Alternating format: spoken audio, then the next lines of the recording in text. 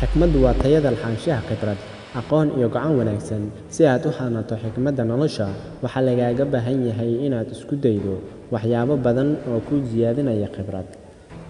Horey ayaa loo yidhi, ku celcelintu waxay kaa dhigaysaa mid kaamil ah. Waxaan kula wadaagi doonaa siyaabaha aad ku hanan karto xikmadda nolosha. Fadlan, haddii aad muuqaalka ka hesho, like saar, mahadsanid. Isku day waxyaabo cusub.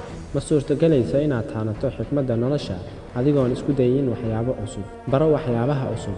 Hana ka cabsan inaad qaladaad samayso, waayo qaladaadka badan waxay kuu suurtagelinaysaa inaad ugu dambeyntii khibrad u yeelato shayga aad isku dayayso. Noqo qof mar walba jecel inuu xirfad cusub la soo baxo ama uu shay cusub barto. Taasna waxay kaa dhigaysaa qof dadka kale ka duwan. Tusaale ahaan, waxyaabaha cusub oo aad samayn karto waxaa ka mid ah inaad u dalxiisto magaalada aadan weligaa u dalxiisin si aad ugu faa'iido khibrad cusub. Taasna oo ahaan karta qaab nololeedka dadka ku nool magaaladaasi.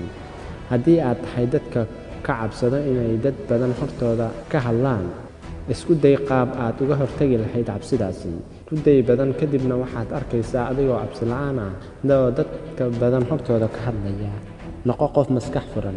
Ha noqon mid dadka kale aragtida hore ku xukuma, balse noqo mid maskax furan oo shay walbana dhinacyo wanaagsan ka eega. Tusaale, haddii uu saaxiibkaa kula yimaado ra'yi wanaagsan misena fursad lacageed, noqo mid dhiirigeliya ee hore u sii soco dhaha. Hana noqon mid xasta oo xumaan mise fikiro qaldan mar walba ku fakira. Marka ay maskaxdaadu furan tahay, waxaad aaminsan tahay in wax walba ay suurtagal tahay, niyadaadana aad mar walba khayr u sheegaysid. La saaxiib dadka xikmadda iyo caqliga badan. Haddii aad taqaano qof xikmad iyo caqli badan, isku day inaad la saaxiibi karto hadduu ahaado xitaa qof kaa weyn. Aad ayayna u wanaagsan tahay in aad leedahay saaxiib da' ahaan kaa weyn.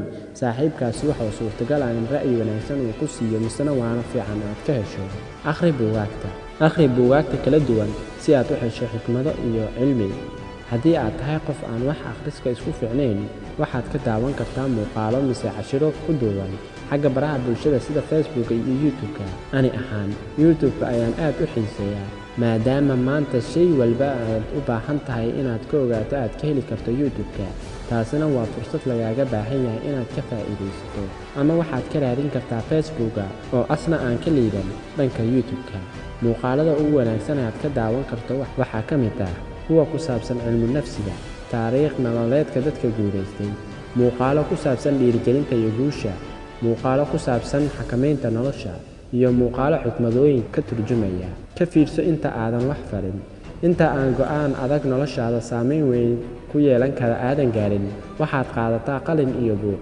Halkaasi oo aad isbarbardhigaysid faa'iidooyinka iyo khasaaraha aad kala kulmi karto go'aanka aad qaadanayso. Haddii faa'iidooyinkaaga ay bataan, go'aankaasi qaado.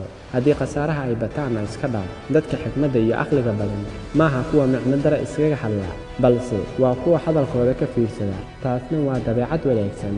Dadka hortoodana waxaad ka noqonaysaa qof laga sharfo marka uu hadlayo.